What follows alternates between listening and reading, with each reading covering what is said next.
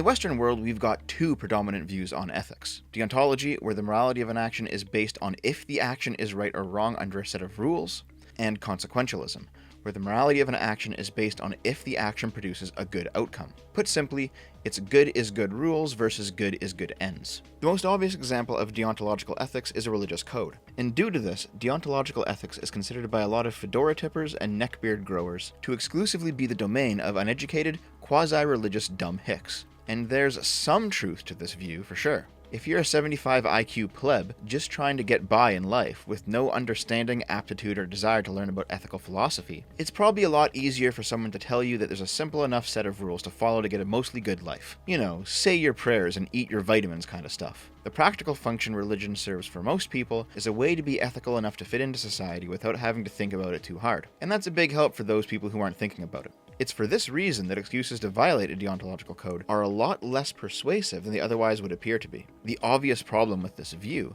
is, what do you do when the rules you're following are actually bad rules? Or how do you recognize a rule as bad at all, if the source of morality is the rules themselves? The flaw here is that there can be an inability to update the morals when they need to be updated. In the face of that flaw, it's hard to argue with a consequentialist critique of religion or culture. Screw the rules, they hold us back. Goodness comes from a good result. That's a very appealing argument. Who doesn't want good ends? Who doesn't want the world to be better? And who wouldn't do the hard but necessary work to make it happen? It makes sense that if an action's outcome creates goodness, but is still against some law or rule, shouldn't we do the action anyway? Shouldn't that law or rule be updated or discarded as not being congruent with the new reality? Considering it like this, I am not surprised at all that the internet's favorite pseudo-intellectuals are all consequentialists, to the point that they use deontology like a slur. All of the arguments that you've been making have rung deontological to me. If that's your dig, that's fine. Are you a consequentialist? But if it sounds like I'm simping for consequentialism, I'm not. Consequential ethics forms the core justification of every utopian ideology, and underpins the logic of both Marxism and fascism. If you can identify a quality as having infinite value, then you can commit any number of atrocities to obtain that value, and your ethical calculations will still come out in the green. What does it matter if you kill 6 million Jews, if the end result is that you create a 1,000-year Reich? What does it matter if you collectivize all property and purge any who resist you as reactionaries, if the end result is you create the stateless, classless, moneyless society and bring about the end of history? If the final end is good enough, you can justify any number of smaller bad ends along the way, because the ethical calculation will ultimately still turn up positive. Which brings us to the topic of consent. Let me ask you this question. It's going to seem obvious, but bear with me. Why is rape bad? The deontological answer to this question is easy enough, assuming you subscribe to a set of rules that defines rape as bad. But that's not a satisfying answer, is it? Rape is bad because it's bad? I mean, yes, but that still doesn't explain it. At the same time, what is the consequentialist answer to this question? Well, firstly, you'll quickly discover that it's actually deontological. In fact, all of consequentialist ethics is deontological if you dig deeply enough. Here's a great example. Take the question, should we kill gay people for being gay? You and I will likely say no, we shouldn't. But a radical Islamist who wants to see Sharia law implemented on everybody worldwide will say yes, of course. And consequentialist thinking can justify both positions. We can say, well, killing gay people is a bad end. We're violating their rights, death and suffering is bad, etc. And the radical Islamist can say, well, killing gay people is a good end. One less sinner on earth. God's will has been enforced, etc., etc. It turns out, in any consequentialist calculation, what constitutes good ends is ultimately derived by a previously held deontological position. This was one of the greatest discoveries of Jonathan Haidt's work, that all of morality is ultimately just how you feel. With this in mind, let's return to that question about consent. You can make the argument that if person A rapes person B, any pleasure that person A gains from the encounter is dwarfed by person B's pain, making it a bad outcome. That seems reasonable. What if 10 people gang rape somebody? Or 100? Or 1,000,000? It becomes harder and harder to argue that the overwhelming amounts of satisfaction from such a situation doesn't outweigh the anguish of just one individual. This is why consequentialism always becomes a tyranny of the majority, because the majority's superior number of positive ends can be directly garnered through the minority's exploitation. Most consequentialists at this point will reply with the following argument. I've even heard Destiny make it. At some point, an act is so morally bankrupt that regardless of any moral calculations of the event itself in a vacuum, normalizing that event creates a much worse society. Destiny calls these hidden ends. Again, this seems reasonable, right? A society where 100 people are allowed to gang rape somebody, because the ethical calculations of that event in a vacuum might be positive, would still be an unstable, nightmarish society to live in, as those attitudes towards consent, bodily autonomy, and sex would permeate into other areas of life. You can't really argue with that. These other negatives are the hidden ends. And it is these hidden ends that make the action immoral, because the action doesn't happen in a vacuum. So, let's set up a hypothetical. This will be my analog to Vosh's Coconut Island. Let's call it Dev's Spaceship.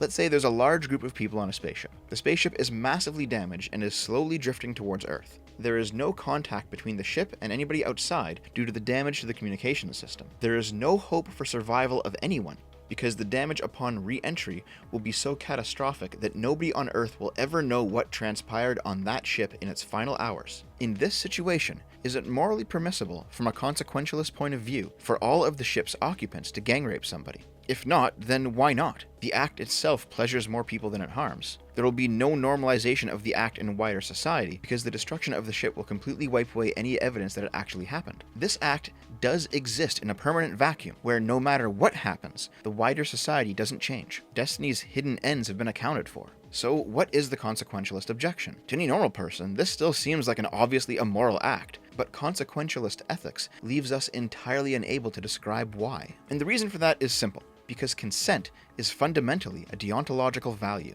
Let me explain. Consent is a person's voluntary agreement to fulfill the desires of somebody else. This applies to not only sexual consent, but all consent. Let's say you're looking for a job. Some jobs might be farther than you're willing to travel. Some jobs might have demands on your time that's incompatible with other obligations. Some jobs might be in a different field than you're willing to work. In all of these examples, what you're willing to do and what they're willing to pay you for aren't congruent. You can't come to an agreement. But let's say you do find a job where it's congruent, where you are willing to do what your boss pays you to do. In this situation, your boss doesn't have the right to force you to work at gunpoint. Indeed, you don't have to show up, but in exchange for your consent to that job, he consents to give you money. You both have a desire, and you both consent to giving up something to see that desire met. Additionally, while you're consenting to work, you're also consenting not to do any range of other possible things during that time period. Consider this red circle to be all the possible things you can do at any given moment. Now consider this green circle is what your boss wants you to do.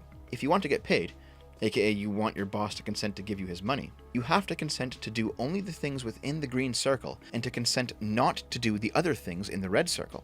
In other words, in exchange for the money you want, you are consenting to narrow your range of possible actions. And your boss's behaviors also overlap with a similar diagram. He is also consenting to narrow his range of possible actions too. This is what a voluntary exchange is when both parties are being honest, consenting to do a specific thing at the expense of other possibilities. And the trade-off for that loss of possibility is that you satisfy each other's desires. Sex works the same way. When you consent to sex with another person, they're also, presumably, consenting to sex with you.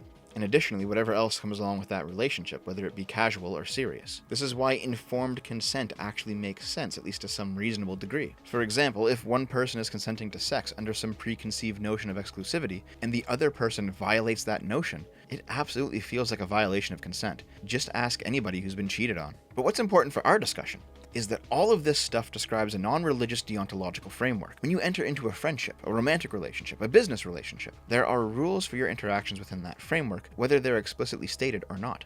When you consent to bind yourself to a series of rules in exchange for some benefit, at the expense of other possible options, you are choosing to operate within a deontological framework. And then if you violate those rules, even if there's no bad outcome that a consequentialist could point to, you've still violated the agreement. But this is why your average consequentialist will never actually consider somebody's word to have any worth. This is why socialists online will lie to your face if it means that they win, and sometimes they're dumb enough to tell you that. You call it selling out your principles, I call it fucking winning. And that's my principle. To win as a socialist, not to lose as a socialist. That's not my principle. I don't give a fuck about principled failure. Principled failure is worth dog shit. What is honor to a person who only believes in material conditions, who thinks that the word of another carries no weight?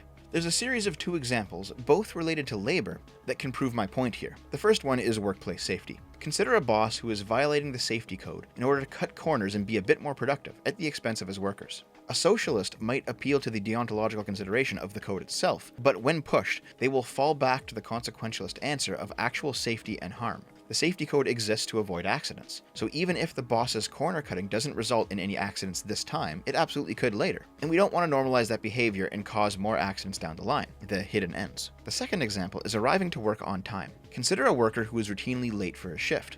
Every dumb Twitter commie will say something like, "Good on you, fight the power, boss makes $1, I make a dime. Fuck the man over every possible way you can, steal back from them, etc., etc." The consequences of this act doesn't affect them, but the bosses they hate so much. And the deontological concern, that you gave your word to be at a specific place and time, that you gave your consent in exchange for your boss's consent to give you money, in fact, doesn't actually matter to them. If you can violate consent to get a better deal, the socialists will advise you to do it, because the better deal is a good outcome, and consent is deontological. It is a product of agreements, not outcomes. Understanding that consent works in this way explains why people on the left have such a hard time with respecting it. And while I'm certainly being cheeky right now, I don't only mean in the context of sexual assault or pedophilia. Let's return to employment. A common socialist position is that workers cannot truly consent to employment because of power imbalances. The workers will die without getting paid and buying the food they need, and so their boss is willing to exploit that need. Because starvation is a gun to the worker's head, to use the socialist phrasing, no negotiation between workers and bosses ever actually constitutes consent, because workers are always being coerced by bosses. By the way, this is the point that Vosch's Coconut Island tries to illustrate. The problem with this view is that it rests atop the idea that two parties who negotiate from different positions of power can never truly be negotiating, because they aren't holding the exact same cards in their hand. One person will always have a better position, and therefore they will always be exploiting the weaker party, and so it's never truly consent. The natural end result of this view is the complete destruction of the very concept of negotiation, since nobody is ever perfectly equal. And if you were a revolutionary communist who only believed in consequentialist ethics, and was willing to do any number of deontologically bad things to achieve your ideal end, undermining the concept of negotiation itself by rendering it invalid and therefore only leaving violence on the table is absolutely something that you would want to do. But what makes negotiation legitimate is not the relative bargaining strength of the various parties. It's consent. If you are a person who wants negotiation destroyed, if you don't consider agreements to be valid because of their deontological nature, then there is absolutely no way in hell you can actually value consent. There is no consequentialist justification for consent itself, only a vague understanding that a society which devalues consent can be a bad society to live in. And if you think that that society is somehow good, then there is just no reason to value consent at all. Consent seems to rest atop of some understanding of natural law. If we are individuals with free will, then we can both give consent and be held responsible for our actions. Marxism, as a school of thought, entirely rejects this notion. I love going back to this essay.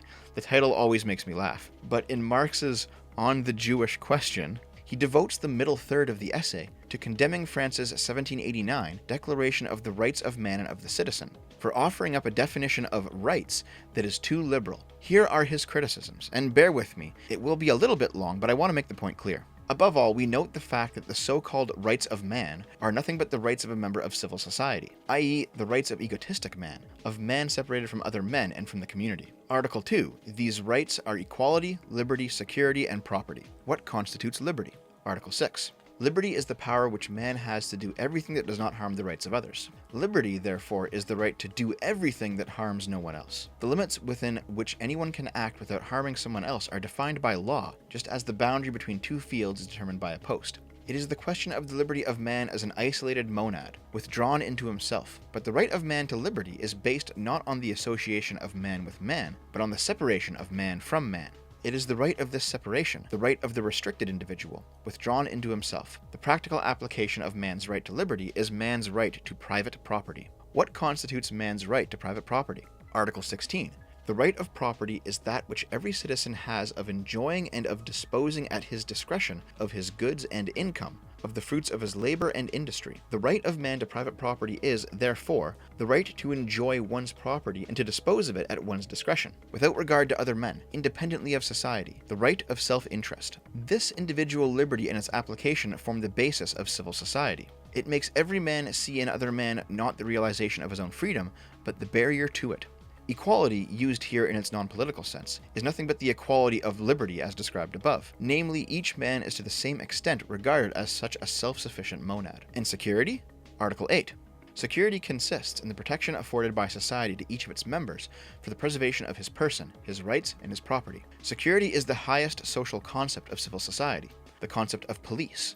expressing the fact that the whole of society exists only in order to guarantee to each of its members the preservation of his person, his rights, and his property. The concept of security does not raise civil society above its egoism. On the contrary, security is the insurance of egoism. None of the so-called rights of man, therefore, go beyond egotistic man, beyond man as a member of civil society, that is, an individual withdrawn into himself, into the confines of his private interests and private caprice, and separated from his community. In the rights of man, he is far from being conceived as a species being. On the contrary, species life itself, society, appears as a framework external to the individual, as a restriction of their original independence. The sole bond holding them together is natural necessity, need, and private interest, the preservation of their property and their egotistic selves. It is puzzling enough that a people which is just beginning to liberate itself, to tear down all barriers between its various sections, and to establish a political community, that such a people solemnly proclaim the right of egotistic man separated from his fellow men and from the community. Here's what Marx said in a lot fewer words. The liberal conception of rights as being a product of natural law, aka natural rights, is too individualistic. It ignores collective concerns. This passage forms the Marxist basis for the rejection of rights. It is the right of people to stand apart, but not the right of people to be brought closer together. One of the biggest reasons as to why Marx is incredibly stupid is that the individual does not actually need a right to be brought closer together, but the individual does need the right to stand apart. If people want to be closer, they can voluntarily choose to do so. No rights are required for that beyond consent. But if people do not want to be closer, if they actually want to be disassociated, disconnected, if in more practical terms, they want to be free of an abuser or a rapist or a manipulator, then in a liberal society, they have that right to stand apart. Imagine a Marxist society where the right to be brought closer together is enshrined. Imagine an abuser having the right to be close to their victim out of a sense of Marxist illiberal anti-individualism. That is what Marx is saying when he critiques the liberal idea of rights as an individual withdrawn into himself, into the confines of his private interests. When he says the right of man to liberty is based not on the association of man with man, but on the separation of man from man, his critique is that the liberal conception of rights does not allow people to be forced together. It is for this reason that Marxists have never respected consent. Not consent to ownership, not consent to labor, and not sexual consent. It is in their ideology to actively reject consent as part of liberal egoism, of bourgeois privacy. Consent is deontological in nature, and deontological ethics are ultimately just capitalist constructions that the Marxist needs to see torn down. And because to the Marxist, individual concerns are second-rate, the consent of the individual is not required within a Marxist society. At this point in my ethical understanding, I'm not a consequentialist or a deontologician, but a virtue ethicist. Thanks Sargon's reading suggestions for that. Virtue ethics posits that it's not only good rules or good ends that create goodness, though both of those things play a role, but it's also good habits. In other words, you are what you consistently do. Cultivating a character with positive traits, aka virtues, and not with negative traits, aka vices, creates good people. Moreover, in virtue ethics, moral content lies not just in the deliberation of an act, or the outcome of an act, but in the act itself. Consider saving somebody from a car accident. You may have a deontological reason to do so, some legal or religious rule to follow. You may understand the positive outcome of doing so. Somebody is alive afterward. But the action of saving the life itself also has moral content, because it shows and builds a good moral character in your personality. The bravery, the honor, the self-sacrifice. Consent may be deontological, but it also speaks to virtue. The consent to do something means, assuming you honor that consent and actually do it, you're building your character. This is why what you choose to consent to and not consent to is of the utmost importance. And at the same time, you'll also realize that we are far outside of the socialist framework right now. Socialists don't have proper language within their lens to describe any of these concepts I'm talking about. They certainly don't practice any of these concepts. And I think that's why you can pluck any random socialist out of a crowd, and they will probably be entirely lacking in any sort of virtue.